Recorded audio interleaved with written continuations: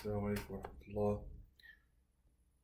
اليوم إن شاء الله بنحله بيبر 2 2014 شهر 4.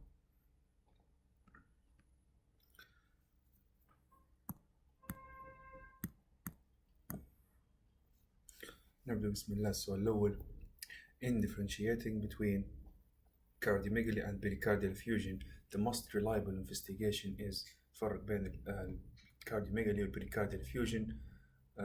هل هي echocardiography, coronary angiography, chest x-ray, tapping and fluid examination, 24-hour Holter monitor.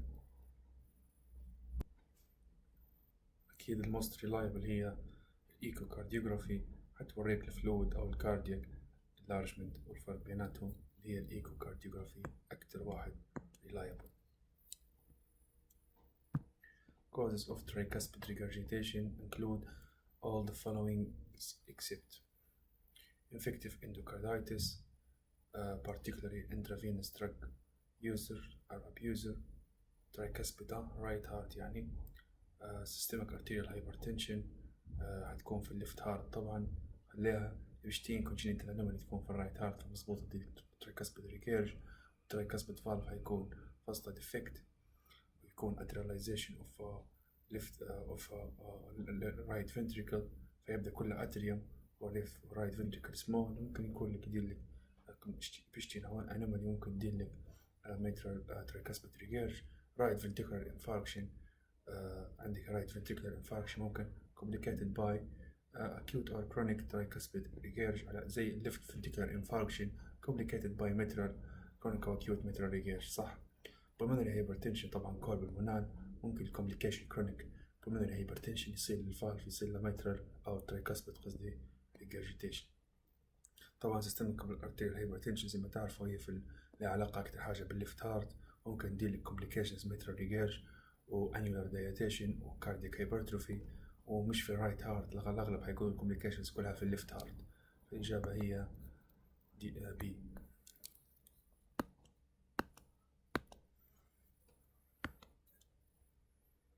Regarding acute coronary syndrome, which of the following is true؟ يبقى واحدة صح في acute coronary syndrome. Disruption of vulnerable plaque is the most common underlying pathological mechanism. البلاكس اللي هما يفضل atherosclerosis يصير disruption overlying by thrombosis، فيصير complete occlusion في الفيزل، فيصير الماي، فهذه إجابة صحيحة. Clopidogrel should be only considered if the ECG, if there is ECG changes. Low molecular weight heparin carries significant risk of bleeding and is to be avoided. طبعا acute coronary syndrome يبي طبعا في حالة كانت non-STEMI الهيبارين is drug of choice، فهي not to be avoided. غلط. clopidogrel should be given هو والأسبرين على حسب طبعا طول أول حاجة ماليش علاقة بالECG، أو ما يجيك بأكيوت كورونري بغض النظر على شنو نوعها لازم تبتلى فيهم. should only be considered in ECG، فهي إجابة غير صحيحة. percutaneous coronary intervention is to be avoided in acute phase. طبعا هي management of choice طبعا، والأحسن حاجة و best management إنك تدير BCI. beta blockers are contraindicated in diabetic patient، طبعا يعطوا فيهم selective beta blocker لو أنه كان عنده heart failure، تعطيه beta blockers عادي لكن with caution، هي listed contraindication في الدول الجديدة. طبعا الإجابة هي disruption of atherosclerotic plaque، هي على الأغلب هي الإجابة الصحيحة للسؤال هذا، فهي most common cause of acute coronary syndrome.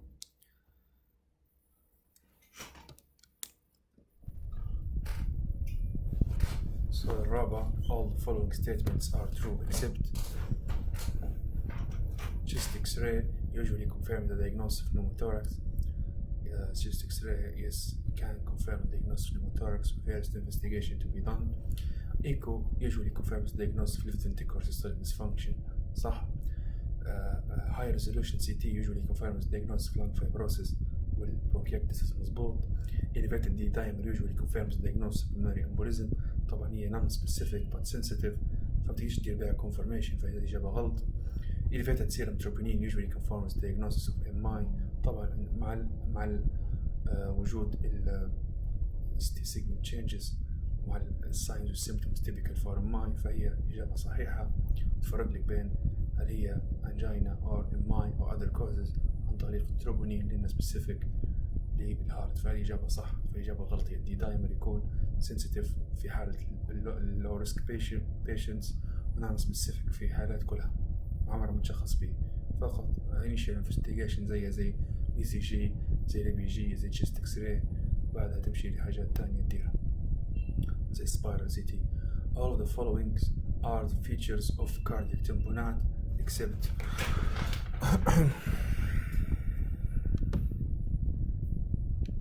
raised UEB during inspiration اللي اسمها cosmal sign صح. pulses paradoxes إجابة صحيحة. soft heart sounds أو muffled heart sound صحيح. raised mean arterial pressure مش هيوصل دم للليفت هارت كويس، مش يدير لك high cardiac output. mean arterial resistance هتكون low، فهذه إجابة غلط. enlarged يكون عندها hypotension فمين arterial resistance هتكون low. enlarged heart shadow and chest x-ray طبعا due to pleural effusion وتلقاها الهارت enlarged، فالإجابة هي دي الغلط.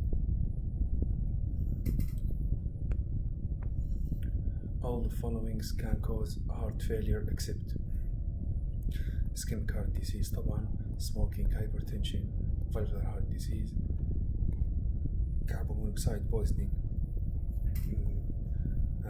يعني ماليش علاقة به أو مش direct cause of heart failure.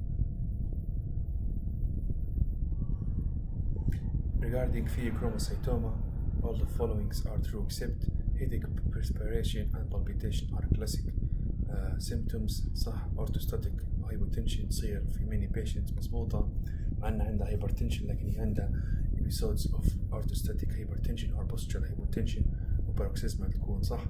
blockade is used to control reflex tachycardia. beta blockade is used to control reflex tachycardia and prophylaxis.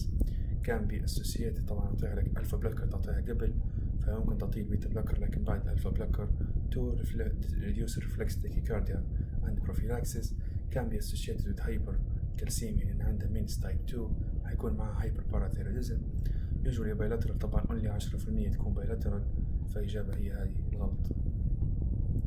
regarding metformin which of the following is true. metformin يبي واحدة صح. is classically the drug of choice in thin type 2 diabetes patient with severe osmotic symptoms. مظبوط طبعا severe osmotic symptoms وعندها chronic type 2 diabetes thin severe osmotic symptoms. is contraindicated in combination with insulin يعطوا فيه مش contraindicated طبعا غلط. ولو كان البيشنت severe osmotic symptoms على الأغلب يبي انسولين، فتو نشوفوها هذه. is contraindicated renal functional impairment with creatinine clearance أقل من 30. طبعا هذه هي الإجابة الصح، لأن طبعا يزيد الريسك of lactic acidosis لو كان عندك renal impairment glomerular filtration rate أقل من 30، فهيزيد لك الريسك of lactic acidosis، فهو contraindication مظبوط. lactic acidosis is a common complication طبعا مش common لكن serious. it acts through stimulating B cells ملهاش علاقة بالreceptors sensitivity، فإجابة طبعا الصح هي لو كان glomerular filtration rate أقل من 30 contraindication لأنك تعطي metformin. طبعا الإجابة الأولى هي ديما كيف تلقى osmotic symptoms within severe type 2 تبدأ لها انسولين على الأغلب لأن عندها osmotic symptoms high، فلازم تنقص لها السكر. ممكن تبدأ لها حتى other hypoglycemic agents زي GDT4 inhibitors وما إلى ذلك يوم شديد كليبتين. تمام. all the following are causes of polyuria polydipsia except diabetes طبعا compulsive water drinking طبعا hypokalemia طبعا lithium يديلك nephrogenic diabetes insipidus يدير polyuria. hypercalcemia not hypocalcemia يعني ما يديرش الهايبوكالسيميا بينما باقي كلهم يديروا، فالإجابة هي hypocalcemia يديرها الهايبر بالعكس. all the followings are causes of hyperprolactinemia except prolactinoma. الcommonest hypothyroid مش hyper. pregnancy طبعا هيكون prolactin فيها very high. chronic renal failure والاستروجين ثيرابي معروف انهم هذه من الوحدات اللي يديروا فيه you should exclude before you diagnose hyperprolactinoma في البرين إنه ما عندهاش شيء hypothyroidism chronic renal failure ولا كان في male pregnancy. The followings are classified as neuroendocrine tumors except gastrinoma, glauconoma, oncocinoma, carcinoid tumor. هذول كلهم نلقاهم في من type 1 carcinoid tumor common يكون في اللنج ولا في most common في appendix usually يكون benign non functioning إلا كان دار metastasis للليفر.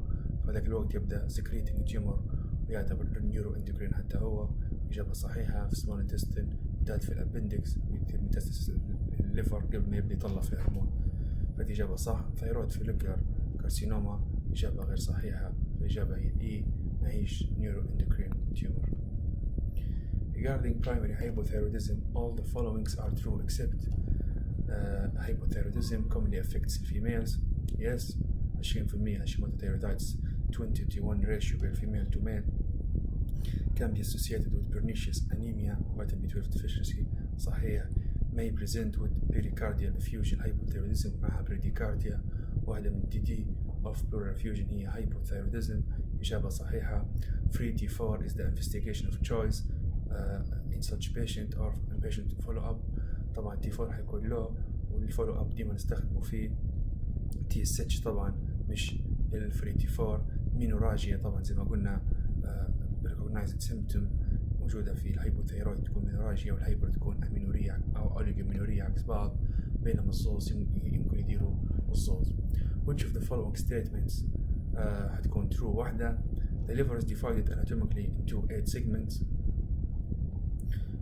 Hepatitis C infection is declining more rapidly comparing with hepatitis B. Hepatitis C infection declining more rapidly compared with hepatitis B. Hepatitis B declining more rapidly طبعا إن عندها vaccine. Kaiser Fisher ring pathognomonic for hemochromatosis. فهي Kaiser Fisher ring pathognomonic for Wilson disease مش hemochromatosis. Vasopressin is using in preventing rebleeding from esophageal bleeding. طبعا هذه إجابة مضبوطة. الفازوبريسين ينقص لك الريبليدنج في الأكيوت فيز والبروبرانولول ينقص لك الريبليدنج في next time يعني في later on في next days and next few days and next حتى weeks.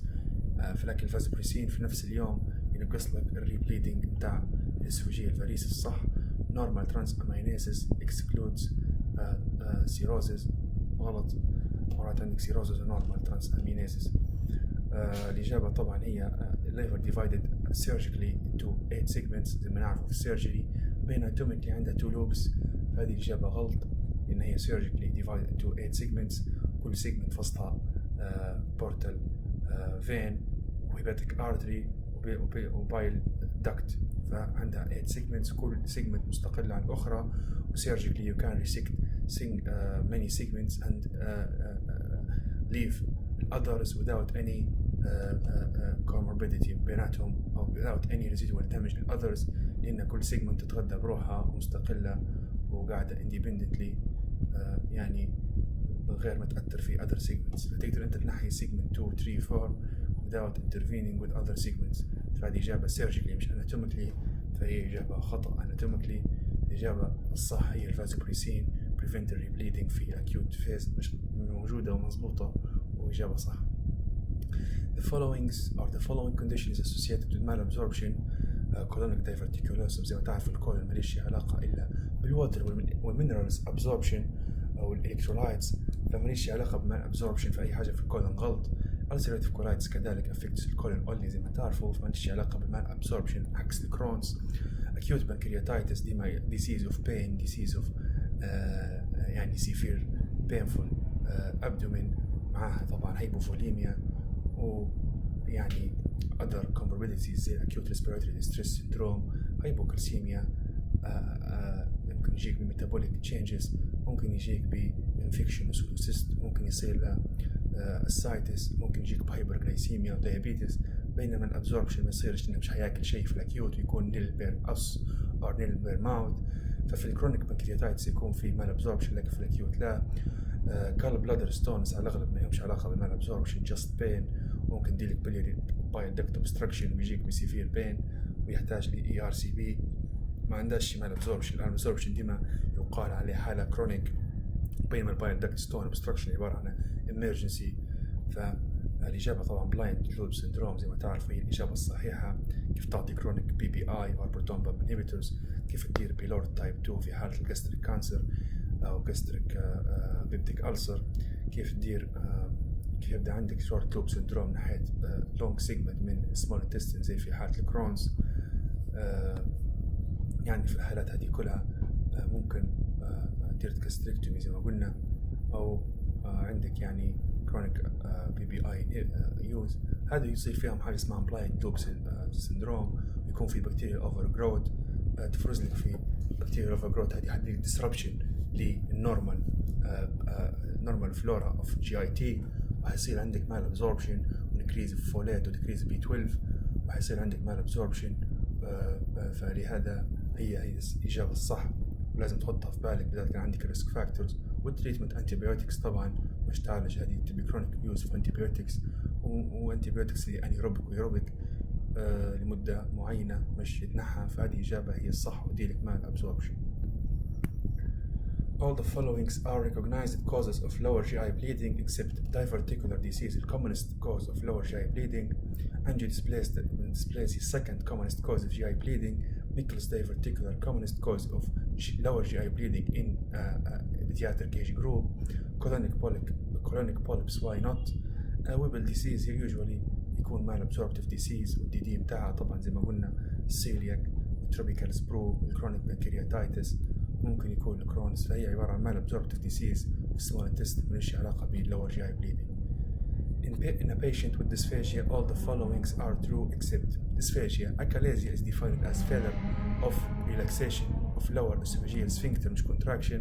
History of corrosive agents ingestion is relevant.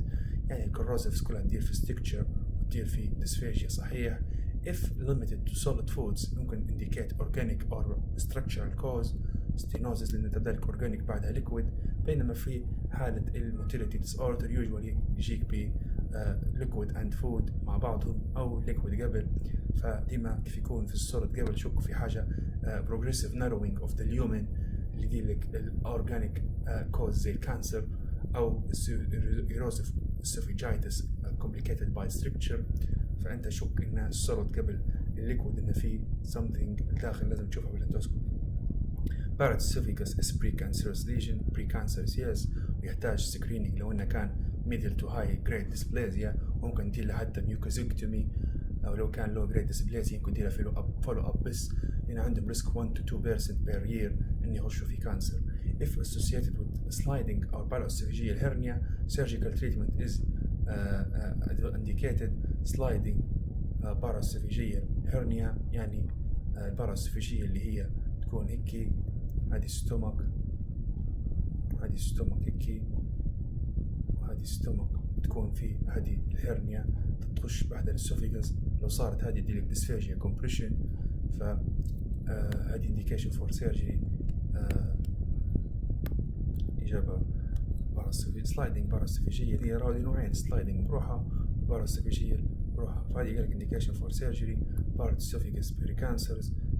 soft food indicates stenosis. history of corrosive relevant. زي ما قلنا كلهم صح ما عدا هذه اللي هي failure of relaxation مش contraction. Achalasia is failure of relaxation of lower esophageal sphincter diagnosed by manometry. والinitial test اللي هو الباريوم سوالو، والتريتمنت بتاعها بالون دايلاتيشن، وبعدها تدير مايوميكتومي، ومرات تدير cyclic or periodic botulinum injection، وهي طبعا تصير في young middle aged female.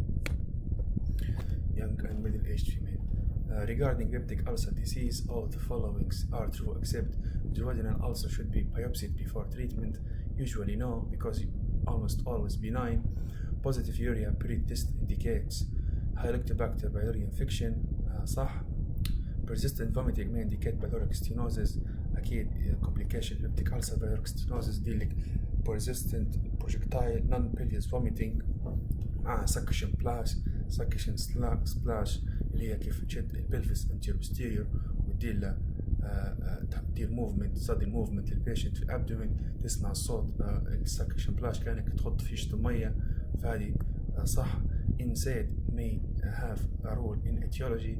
الانسيتس طبعا واحدة من الكوزز of peptic ulcer. sacral fat is used in treat biliary gastritis. ممكن صح يغطي لك الجاسترايتس، لأن الألسر should not be biopsied إلا لو إنك تبي تشوف معها الجستريك وتشوف البكتيريا ريزيستنس، أو الألسر هي قاعدة تهلبة ما تبيش تبرع، ممكن very small risk إنه يكون فيها كانسر، لكن usually هي should not be biopsied لأنها ديما always ديما قلنا benign، على عكس الجستريك ألسر اللي قريب 10 ل 15% تكون malignant ulcers، تجيك عن طريق ulcerative cancer. The following investigations are important in diagnosing inflammatory bowel disease, except these investigations are all important in diagnosing inflammatory bowel disease except one. Upper GI endoscopy usually تنشوفوهم upper GI endoscopy لأن حسب الكرونس مرات يضرب لك أي مكان في الجي تي. lower GI endoscopy a must لازم منه.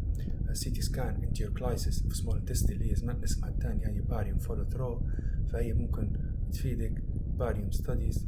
CT scan antioclysis هذه CT scan يحكي معها بقى كويس.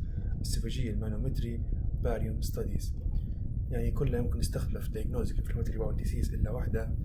upper GI endoscopy lower GI endoscopy CT scan barium studies esophageal manometry، فهذا ممكن تستخدمهم كلهم يعطوك كلو على الليجن بتاع الانفلاماتوري باول ديسيز، مع ان الصراحه تو كلها بالكولونوسكوبي، لكن هذا ممكن يكونوا possible causes كلهم or possible ways or procedures to diagnose inflammatory bowel disease.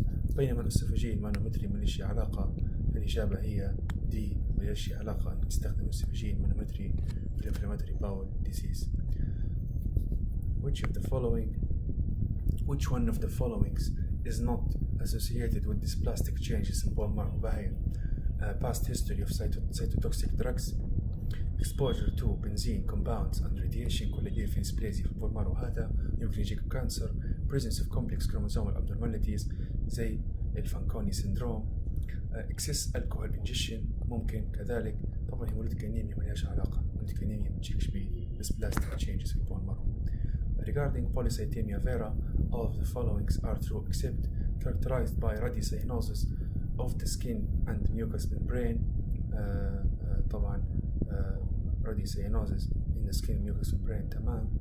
ممكن تجيك بcyanosis في skin and mucous membrane لأن عندها RBC very high، وما دام RBC very high معناها حتى 5% من الهيموغلوبين يخش يصير له ديوكسيجينيشن، هيطلع عنده يلو بلوش ديسكاريشن، لكن كلينيكلي نورمال لأنه هو يعني مش هيخش في هايبوكسيميا وهايبوكسيا، لأن عنده 14 هيموغلوبين نورمال من غير 5 هذا.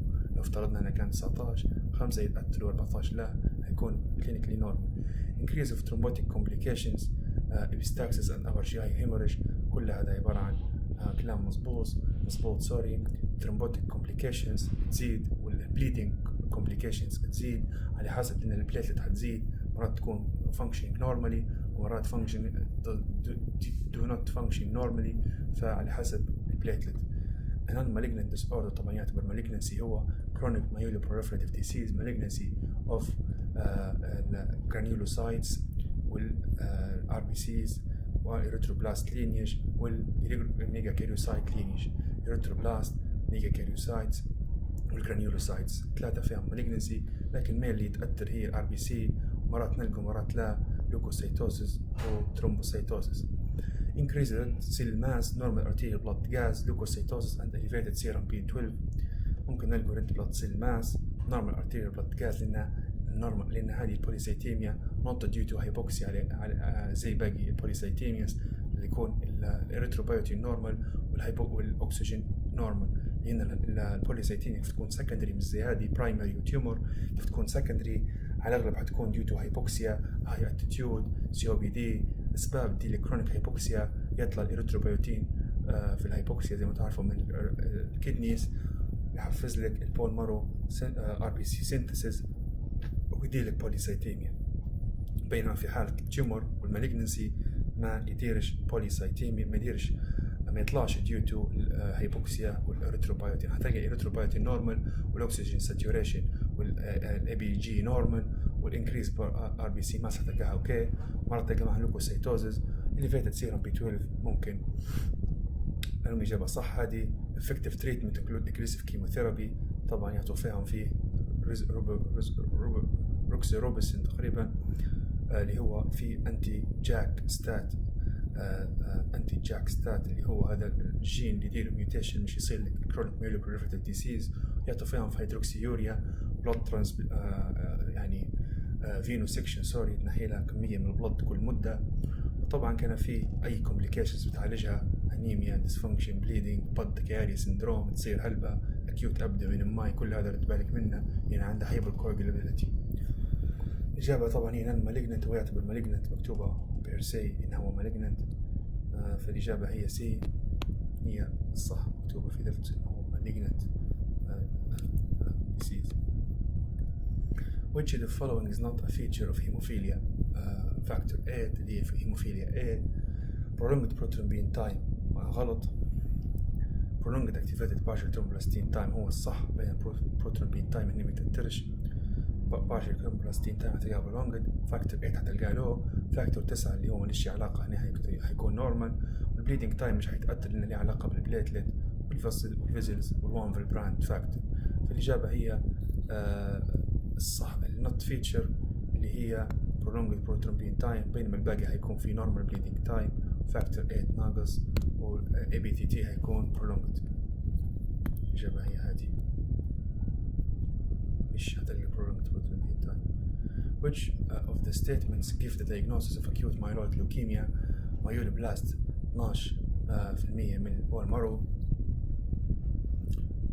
myeloblasts 35% من البون مارو. طبعا هذه الإجابة الصح لأنه يكون فوق 20 هيعتبر myeloblasts فوق 20 تشخيص الأكيوت مايلويد لوكيميا. lymphoblast 5% مايلو هذا كله مش صح. هذه تلقاها فوق 25 أو فوق 20 أكيوت lymphoblast لوكيميا. فهذا كلهم غلط. في AML هتلقى myeloblasts فوق 20% للدياجنوستيك بهاي. Okay, in a patient with thrombocytopenia, all of the following are true except vitamin B12 deficiency possible cause يبتلك بالانيميا وينتهي ببانسيتوبينيا ومنها thrombocytopenia صح. hepatitis C infection can cause even without cirrhosis مظبوط. It can be a lab finding in a febrile patient with severe headache and myalgia. It can be isolated finding in early HIV infection مظبوط. يجيك very common يعني نقوله are not uncommon to see HIV patient with thrombocytopenia due to ITB. واحدة منهم أصلا يجيك antibiotic thrombocytopenic purpura لازم ندير exclusion ل HIV والSLE والCLL or chronic lymphoblastic leukemia لأنهم هادو secondary causes of ITB. فممكن يجيك HIV فقط ب ITB. فلما يجيك مريض كبير في العمر with ITB or antibiotic thrombocytopenic purpura أو اسمه جديد immune thrombocytopenic purpura لازم ندير exclusion ل HIV والSLE والchronic lymphoblastic leukemia لأنه كان كبير في العمر. It's common side effect of anti-TB treatments ممكن صح يديروها لك.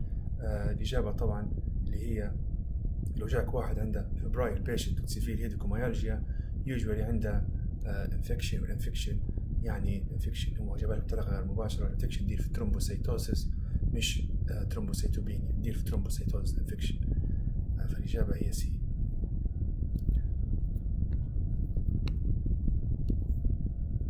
Regarding brucellosis, all the following are true except brucellosis Brucella multinensis Flebia و Brucella abortus في دول الخارج. فهي brucellosis endemic Flebia كلها صح ما عدا واحدة. Symptoms may be vague and may be confused with depression. عندها psychological changes مظبوط. CNS changes صح. وعنده هو chronic disease يعتبر. عنده back pain is a common symptom يجيك بpain لكن back pain per se ما نعرفش شلون نشوفوها. patient may have leukopenia anemia thrombocytopenia صحيح. arthritis of the hand joints is very common. arthritis of hand joints is very common. hepatosplenomegaly is related to the invasion of reticular endothelial system. يعني يمشي يخش reticular endothelial system يقعد غادي وحتى تعطيه مضاد مش حتمشي أموره ويعطل. فهذه إجابة صحيحة. Arthritis of the hand joints is very common. Arthritis of hand joints is very common. فهذه هي الإجابة الغلط. ما يجيش في الهاندز، usually يجي في اللارج joints. ممكن يجيك حتى بساكرو إليايتس، ويجيك ب back pain، هذه common. لكن arthritis في small joints not common. فهي الإجابة هي دي خطأ. بينما back pain يجيك ب common sacro iliitis. يعني ممكن يجيك بسباينال involvement عادي جدا. لكن الباك بين صح، لكن الارثرايتس small joints in hand هي الغلط. الإجابة غلط. In a man with recent diagnosis of AIDS by ELISA, the following diagnostic workup is needed except a baseline CT count to viral load صح، CBC, liver function, viral screen, VRDL, توكسيبلازما، CBV كلها بتشوف لك أنا في infection. هذه syphilis, توكسيبلازما، سيتوميغالو، viral hepatitis B و C, liver function changes, complete blood count ممكن، screening for TB بالذات كان CD4 low، فندوسكوبي يدير لك فيه توكسيبلازما، سيتوميغالو فيروس، ريتينايتس. الفافيتي روتين usually في hepatitis B و C. فما عندك علاج تبعتها. فالإجابة هنا الأغلب هي الأخيرة هي الخطأ.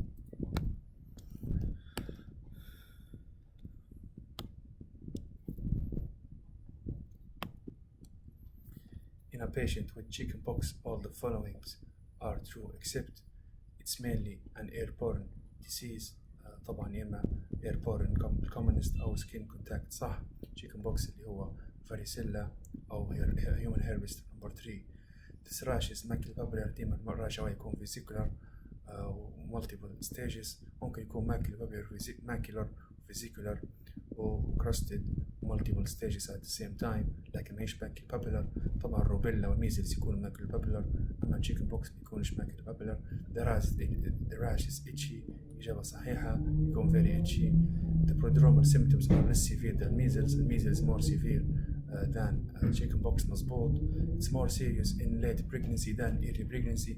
زي ما تعرفوا في late pregnancy ممكن يديلك congenital varicella infection، وبالذات كان جاي في ال5 أيام الأخيرة في الحمل. فلازم تعطي البيبي فاكسين، تعطي IG immunoglobulin. يعني مش بيخشش في severe congenital involvement or severe congenital defects. الإجابة إيه. In treating nephrotic syndrome in adults, which the following is true: prolonged bed rest is advised, large doses of diuretics may be required due to edema, steroid therapy should be started before getting the kidney biopsy results, protein restriction less than 0.6 is nearly advised, which is when associated with hypertension, calcium channel blocker are the best choice. ما نعطوش طبعا هذا calcium channel blocker زي ما تعرفوا بزيد الإديمة. prolonged bed rest ما فيش حاجة في الطب كان prolonged bed rest بديل لك DVT بالذات هو عنده risk of thrombosis زايد. large dose diuretic may be required to control edema. large dose steroid therapy should be started before getting the kidney biopsy results. يمكن الإجابة تكون steroid ممكن تبدأ له قبل ما تاخذ الريزلتس. لكن أغلب المرات تكون الريزلتس هذه تكون يعني steroid مش ريسبونسيف. فمرات تاخذ بيوبسي أفضل باش تعرف هل هي steroid ريسبونسيف أو لا، لأن في زي ممبرينس ممكن تستجيب، مينيمم تشينج تستجيب، فوكال سيجمنت ما تستجيبش، وهكذا. يعني حسب النوع الممبرينس حسب نوع النفروتيك سيندروم. بروتين ريستريكشن طبعا هي الإجابة الصحيحة، لأن البروتين ريستريكشن عنده فايدة. ينقص لك بروتين ريستريكشن عنده فايدة من ينقص لك البروتين في اليورين يكون كويس يعني.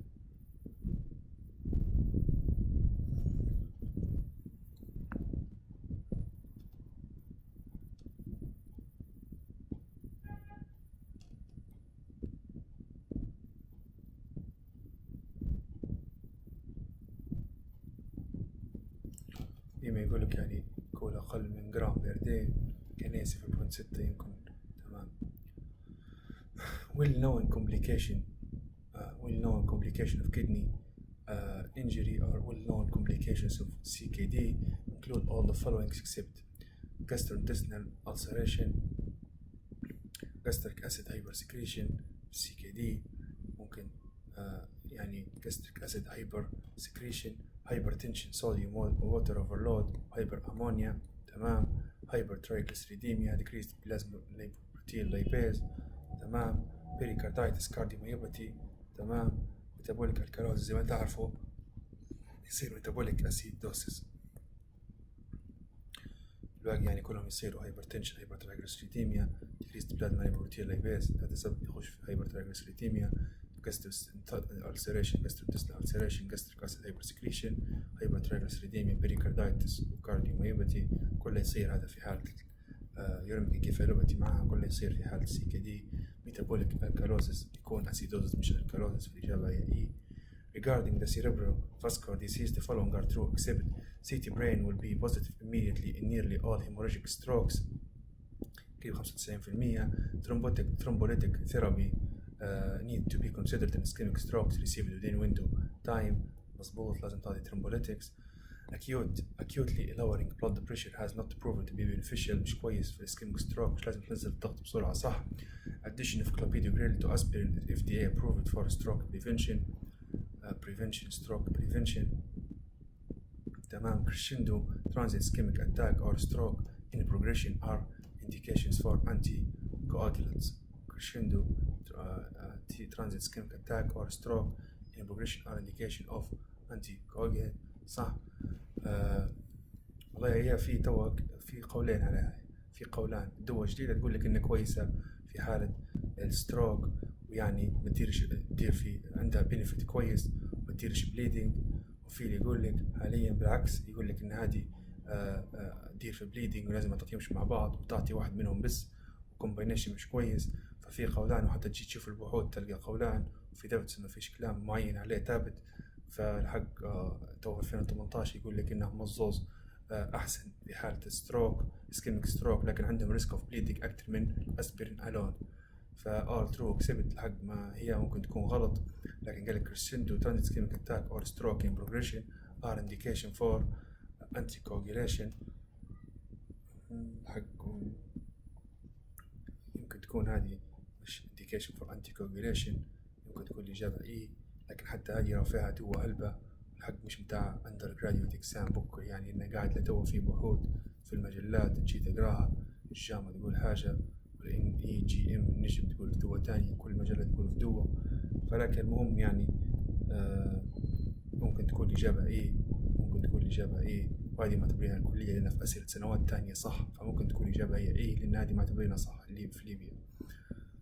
فممكن تكون هذه stroke and progression indication for anticoagulant هي الإجابة الغلط. المفروض متعطيش أو ما نعرفش يعني لكن هي متأكد إن هي فيها هالبدوة. مرات أغلبهم بدأت أمريكا يقولك ما تعطيهمش زوز مع بعض.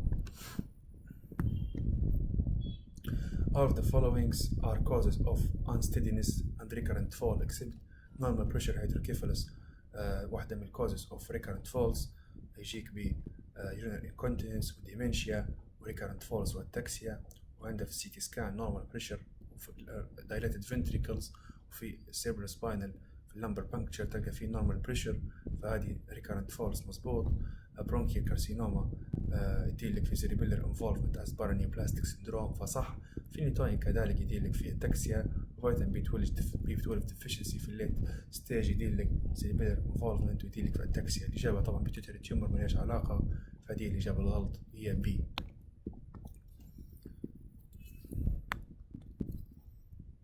Causes of peripheral neuropathy include all the following except alcohol, diabetes, INH isoniazid, porphyria, myasthenia gravis ملهاش علاقة. الإجابة هي E. Symptoms of transient ischemic attack include all the following except amaurosis fugaxity, transient loss of vision صح. weakness of a limb lasting over a week. طبعا transient ischemic attack لازم تكون lasting less than 24 hour. فهذه 24 hours فهذه غلط لأن هذه over a week ولا stroke. هذه episodes of recurrent weakness lasting only few hours هذه مظبوط وإنها أقل من 24 ساعة صح. facial weakness ممكن dysphasia 6 hours أقل من 24 ساعة ممكن. الإجابة هي B طبعا لازم تكون أقل من 24 ساعة، مش نقول عليها transient ischemic attack مش full blown stroke. All the followings are true regarding motor neuron disease except طبعا هو يكون pure motor. Survival is generally less than 5 years and a poor prognosis. Dysphagia is a common feature. ممكن صح يجيك upper dysphagia في striated muscles. Positive Babinski is a feature يجيك upper و lower motor، فممكن يجيك upper motor و Babinski صح. Urine incontinence is a commonly recognized complication. طبعا زي ما قلنا بيور موتور مليش علاقة بالأوتونوميك ومليش علاقة بالسنسوري، فأي يجيب لك أي حاجة سنسوري أو أوتونوميك أو ديمنشيا أو diffuse loss of consciousness مش عارف شنو كلها غلط، لأن بيور موتور there is no effective treatment. يعطوا فيهم في روليزون تقريبا اسمه زي حاجة زي هيك، يعني delay the progression لكن يعني مش specific treatment، ويعني ultimately patient بيخش لك فيه يعني يكون high mortality poor prognosis. فهذه فيها إجابة صحيحة، مع أن في دواء يبريله حاجة يعطوا فيه نسيت اسمه الصراحة. والباقي كلهم طبعا زي ما قلنا urine incontinence الإجابة الغلط بحكم أنها pure motor. Regarding subarachnoid hemorrhage all are true except polycystic kidney disease risk factor للsubarachnoid hemorrhage طبعا في strong association. wide QRS complex can be ECG finding في subarachnoid hemorrhage. wide QRS complex can be one findings في subarachnoid hemorrhage. تنشوفوها sensitive brain CT scan 75% 1 week ومرات حتى أكتر صح. xanthochromia is CSF last for 2 weeks after event. طبعا xanthochromia هي لايسيد RBC تطلع الصبغة متاعها في CSF تطلع لك xanthochromia تطلع بعد 6 ساعات وتقعد عادي مدة هذه. cerebral vascular spasm is a recognized complication مظبوط. polycystic kidney صح، فالأغلبية wide QRS complex can be ECG finding.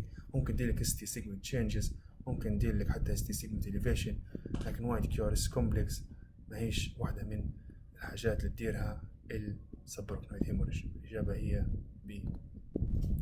Regarding acute pulmonary embolism which of the following is true؟ يجيك بالتاكيكارديا طبعا واحدة من الويلز كرايتيريا، ويجيكش بريديكارديا. decreased cardiac output إجابة غلط، يزيد decreased cardiac output في حالة pulmonary embolism. ممكن يجيك بالتاكيكارديا أو هاي بي بي، فمش ديما يكون في decreased cardiac output. arterial hypoxemia موجودة هذه صح، يجيك arterial hypoxemia pulmonary embolism. نبي واحدة صح وتمام. left ventricular strain on ECG يجي right ventricular strain. S1QT3 is most frequent ECG finding. طبعا هذه غلط بحكم إن commonest هي sinus tachycardia، مع أن هذه نشبه فيها في pulmonary embolism لكن ما هيش common. فالإجابة هي arterial hypoxemia زي ما تعرفوا تصير، فهذه الإجابة الصح.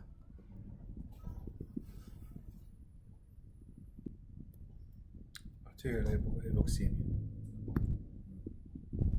The histopathological type of bronchogenic carcinoma are all the following except small cell carcinoma, adenocarcinoma, malignant large cell carcinoma, epidermoid cell carcinoma, malignant mesothelioma. طبعا mesothelioma ما هيش bronchogenic carcinoma، هي عبارة عن pleural malignancy تصير مع الاسبستوس exposure، فهي إجابة غلط، ما هيش bronchogenic carcinoma. الباقي كلهم عبارة عن bronchogenic carcinomas. The following organisms cause cavitary lung lesion except staph صح، Klebsiella pneumonia صح، lung abscess صح، TB صح، mycobacterial tuberculosis صح. pneumococcal pneumonia طبعا هذه تديلك consolidation مديرش في كافيتي. زيد عليهم طبعا اللنج abscess مكتوب هي lung abscess anaerobic aspiration pneumonia و fungal infection بعض الfungal infections و Wagner's schedematosis و vasculitis حتى يدير في cavitary lesion. All of these are common causes of hemoptysis except TB صح، pulmonary embolism ممكن، COPD عادة تديك blood thinning sputum ممكن يجيك، bronchiectasis طبعا bronchial asthma هي الإجابة الغلط ما يديرش فيه hemoptysis. معنا COPD مرات يحسب فيها تدير مرات لا على حسب البيبرز وحسب السؤال، تو نايم بها تدير ويبي الإجابة bronchial asthma، بعض الأسئلة جايبها على أساس ما تدير شيء، هذه الإكسبشن، فأنت بتشوف على حسب السؤال لأن يدير في blood thinning sputum مرات يكون يحسبها hemoptysis مرات لا. Regarding bronchial asthma, which of the following is true؟ atopic types are more common than non-atopic. تمام. diurnal variation of peak expiratory flow rate of 8% is diagnostic. طبعا تكون أقل من أكثر من 20 مش تشخص. examination في وقت 12 لكن هنا في الديورنال تكون 20. examination of chest usually shows bilateral crepitations في حالة bronchial asthma bilateral crepitations في حالة اللنج fibrosis وفي حالة pulmonary edema، لكن في الأزمة ما فيش. X-ray diagnostic الأزمة طبعا لا. long acting beta agonist is indicated in step 2. طبعا long acting beta agonist نعطوا فيه في step 3. step 2 نخلوا فيه عليه السلبيوتامول inhaler when needed ونعطوا فيه معها inhaled corticosteroid. بينما long acting في step 3. فالإجابة هي طبعا atopic types are more common than non-atopic. يبي الإجابة هذه، مع أن في أمريكا المنهج الأمريكي حسب ما شفت إنه يقول لك إن non-atopic هي more common than atopic، لكنهم يبوا الإجابة هذه على الأغلب إن ماشيين بمعلومات أخرى أو منهج تاني، يعني يمكن نعرفش يعني هل هي معلومات قديمة أو سكول أخرى. المهم هي يبوا الإجابة الأولى اللي هي atopic act اللي هي IgE mediated أكثر من non-IgE mediated. هي في الصغار تكون أكثر اتوبيك وفي الكبار أكثر نون اتوبيك. هيك إجابة. regarding failure respiratory failure type 1 can be caused organic respiratory failure type 1 can be caused by all the following except lung fibrosis دي اللي type 1 spontaneous pneumothorax كذلك type 1 ARD syndrome acute respiratory distress syndrome دير type 1 ميكوبلازما نمونيا المورفين دير type 2 hypoventilation. اللي مش فاهمها ممكن يشوف فيديوهاتي القدم أو الأولى شارح فيها الموضوع بالتفصيل. السؤال اللي بعده all the followings are characteristic patterns of joint involvement in rheumatoid arthritis except polyarticular ممكن يجيك، أوليكو ممكن يجيك، symmetrical يجيك، involvement of PIP proximal interpharyngeal metacarpopharyngeal common frequent cervical spine involvement يصير لكن مش common. فالإجابة هي E. The followings are features في السلي except mouth ulcer تديرها common thickened skin تصير في السلي في سكليروديرما غلط. pleural fusion ممكن تشبهها في السلي pleural fusion والفيولايتس ولانج fibrosis صح. glomerulonephritis تصير طبعا nephritic ونفروتيك. pericarditis تصير حتى endocarditis في السلي اللي هي اسمها Lipman-Hicks endocarditis.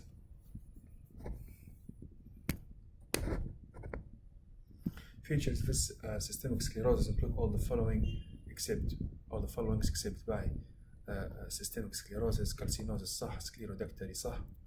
hyperpigmentation صح. microsomia أو fish like mouth تلقاها small mouth هيك fibrotic وطالعين فينا radiation مظبوط. more common in males طبعا male to female ratio 5 أو 6 مرات أكثر. في الفيميل هي أكثر مش الميل أكثر. الإجابة هي D. Regarding acute medicine, all the following are true except gastric lavage is contraindicated in corrosive poisoning. أكيد contraindication كتير gastric lavage اللي بيزيد لك risk of aspiration. Steroids and antihistaminics are helpful in snake and scorpion مظبوط. naloxone antidote للأوبيات صح.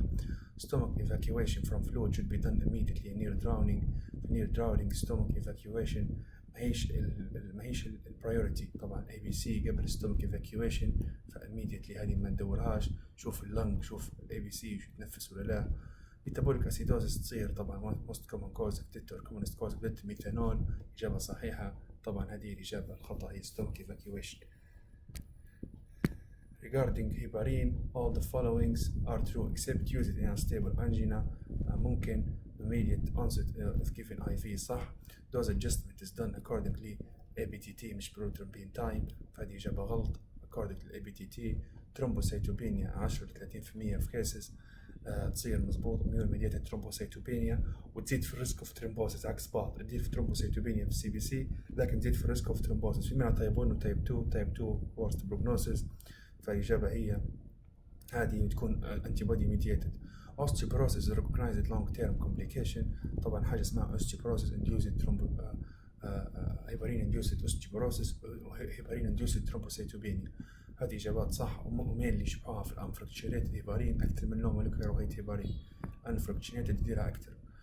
In organophosphorus poisoning the followings are true except tachycardia is characteristic. طبعا organophosphorus poisoning هذا عبارة عن reversible toxin or reversible substance of أو في reversible substance يديلك reversible inhibition في enzymes بتاع الأسيتيل كولين أنتي كولين استيريز. فكيف يديلك inhibition أنتي كولين استيريز أسيتايل كولين بيزيد، كيف يزيد الأسيتيل كولين هيديلك براديكارديا مش تاكيكارديا، ويديلك كونستريكتد بيوبل بتاع الباراسمباتيك، ويديلك دايريا دايريا طبعا مش كونستيبيشن، ويبدأ من الكرامبس واكسسيف سويتنج، ويديلك معاه طبعا برونكوسبازم ولاكريميشن. الإجابة هي براديكارديا مش تاكيكارديا، الإجابة هي A. فهو بيزيد لك الأسيتيلكولين لأنه بيديلك reversible inhibition of anticholine acetylcholine stearase. Regarding cyanosis, all of the following are true except cyanosis. بهي when present the desaturated hemoglobin level in the blood is less than 5 grams per 100 ملم. when present تكون أكثر من 5 جرام per 100 ملم. إجابة هذه غلط، أكثر من 5 جرام. It's more difficult to detect anemia مش polycythemia، فحتى هذه إجابة خطأ.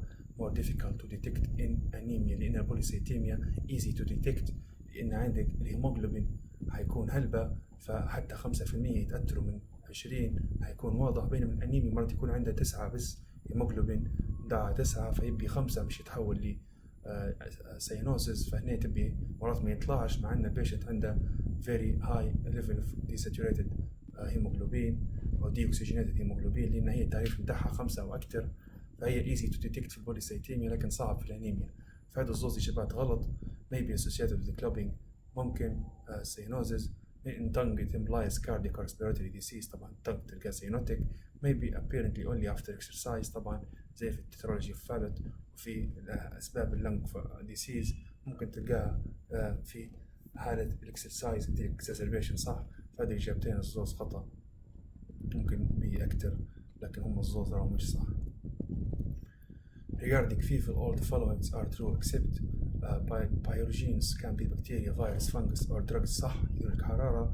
paracetamol infusion cure، الاتيولوجي ما عمره بيدير cure paracetamol just ينقص لك الحرارة، لكن underlying cause قاعد. tumor such as renal or metastatic tumors to the liver can cause fever، طبعا صح، هذه صح. التيومر يديروا fever can be found lymphoma patient، lymphoma يجيك بي symptoms مثل الهوجكين، واحدة منهم high grade fever. blood culture can be helpful to detect the organism، طبعا إجابة صحيحة، الإجابة هي paracetamol. which class of antihypertensive drugs should be avoided in gastro-severe reflux disease؟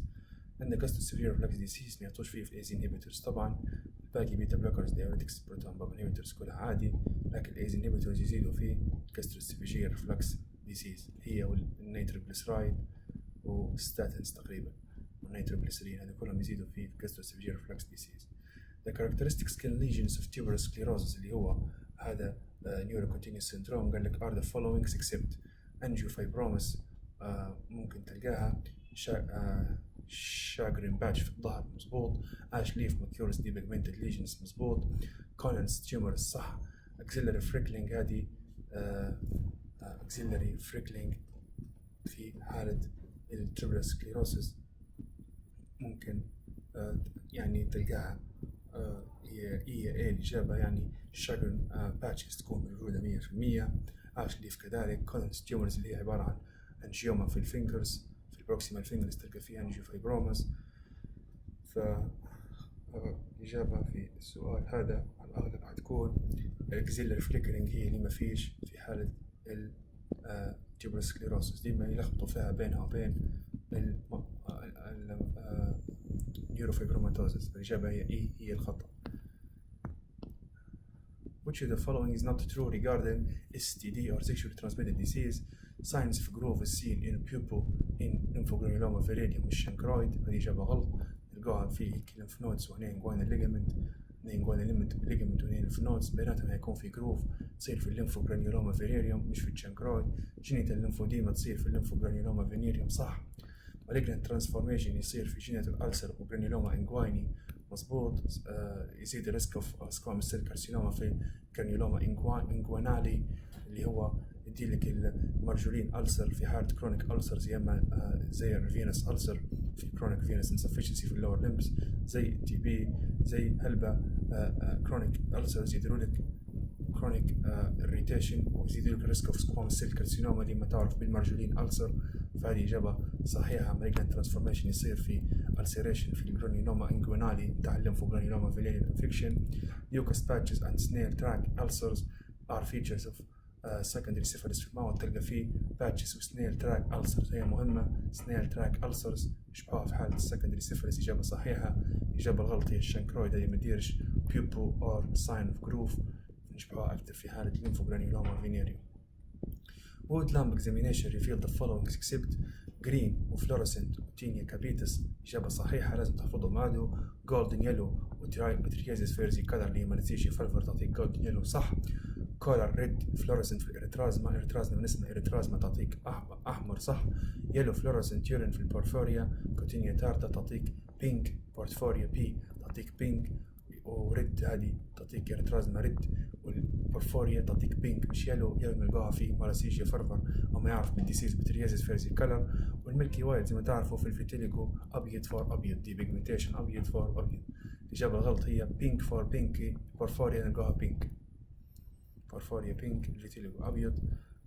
إريترازما إريترو معناها أحمر نلقاها ريد. البتريازيس فيرزي كلر من اسمها فيرزي كلر هاي الألوان هني أكثر حاجة تطلع جولدن يلو. والجرين فور تينيا كابيتس ديما نتخيلوا هنا في الفنجس تكون خضراء فهي جرين في الفلورسنت أو الستلام في التينيا كابيتس. طبعا نجيبوا في أسئلة يقول لك ستلام دايجنوستيك يوجولي مش دايجنوستيك وتبي دايجنوستيك دير كي او اتش أو دير بوتاتو أجار وطلع كلتشر وطلع الأورجانيزم ودنتيفاي الأورجانيزم. بينما ستلام كلينيكال سجيشن بس يمكن يتشخص به يعني مبدئيا وتبدأ التريتمنت لكن مش كونفورماتوري.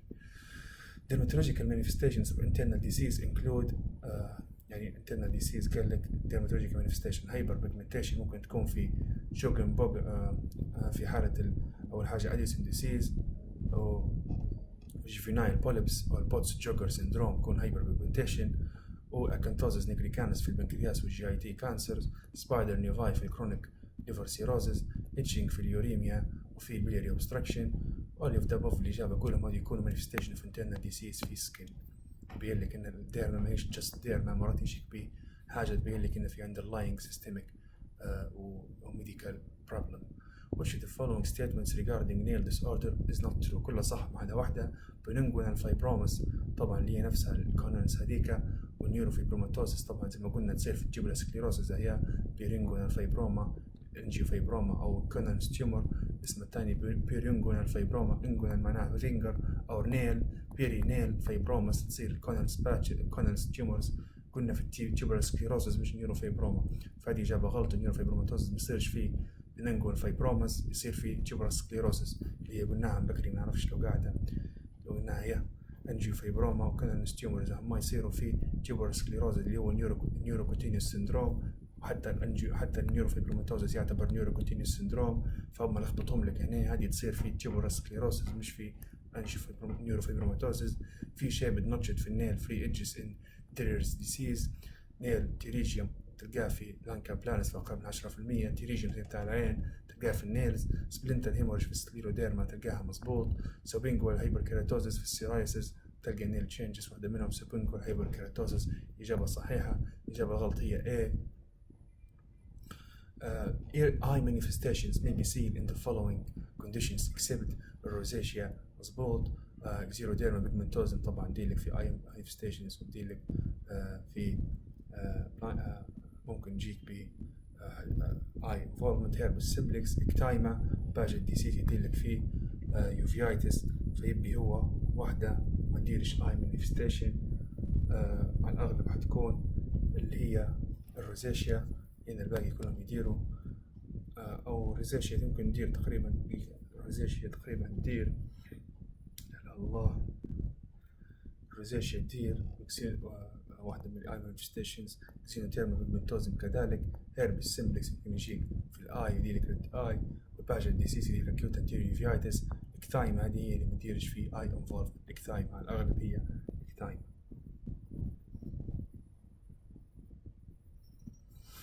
الإجابة هي دي. Regarding the differential diagnosis of schizophrenia, all the following are true except mood disorder without psychotic features, dementia and delirium, schizophrenia, personality disorder, paranoid personality disorder, dementia delirium, mood disorder without psychological changes. الأغلب هي حتكون anxiety ممكن يجيك زي schizophrenia. mood without psychotic يعني ما عندهاش psychotic features، على الأغلب مش حيكون يشبه لي schizophrenia، فالإجابة يمكن تكون إيه على الأغلب يعني.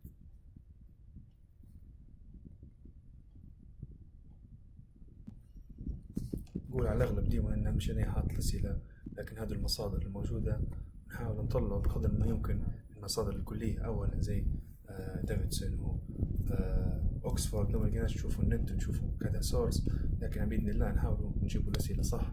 أقل شيء 95% تكون صح من الإكسبلانيشن، هذا التارجت فيري جود. في أسئلة زي هذه يعني الحق تكون صعبة ومصادرها مش معروف حتى منين يعني، فنحاولوا إن شاء الله ربي يوفقنا ويوفقكم. Which of the following is not true regarding the need for admission on psychotic patients? A high risk of suicide homicide دي admission, lack of capacity دي admission, severe psychotic symptoms دي admission. طبعا psychotic symptoms بتاعها تكون severe. lack of social support alone، واحد عنده high suicidal ideation وبروحها دي admission. طبعا compliance with treatment أو البيشنت يجيكوا في compliance مطابعة ياخذ في الأدوية في وقتها وكلها، هذا طبعا ما يبيش admission، لأنه ياخذ في أدويته في وقتها وجوا مليح يسمع في الكلام ويجيك في المتابعة، فما يبيش admission. regarding obsessive compulsive disorder اللي هي الوسواس القهري، all the following are true except all the following are true except a common chronic condition associated with anxiety and depression. صح، جي مع anxiety and depression معها من chronic anxiety و obsession، فيبدأ ديما يفكر بعد يمشي compulsive، يدير الأكشن بتاعه، يغسل يديه أو يسكر الباب أو يتذكر الهواية متاع السيارة يكون روحه مسكرهاش، أو يخنس من حاجة هيك يقعد يفكر فعلا يديرها، فهذا هو الكومبولجن، إنك تدير الحاجة بعد الأوبسيشن بعد الوسواس تمشي تديرها مش تستريح أو تريح تفكيرها هو، فهذا هو الديسيز عنده هلبة anxiety وهلبة depression. 70% onset before 25 years of age. 70% onset before 25 years of age صح. treatment with antidepressants، طبعا ما نعطوش فيها antidepressants. male to female antidepressants ممكن تعطيه presence is 1%. إجابة صحيحة. طبعا male to female ratio يكون بالعكس، فالإجابة الأغلب هي يكون أكثر في الفيميلز، فالإجابة على الأغلب هي دي، فبالعكس الإجابة هي دي. Which of the following should be examined at mental state examination? appearance, mood, perception, cognition, speech. كلها بدي لك examination في mental status بتشوف له speech, cognition, mood بتاعها, appearance and behavior. Which of the following conditions is not an indication to give antipsychotics? acute transient psychosis ممكن, schizophrenia طبعا, mania وهيبومانيا, other psychotic features. الفوبيا طبعا مش هتعطي antipsychotics، ممكن تزيد للسيمتومز مثل ما تنقصها.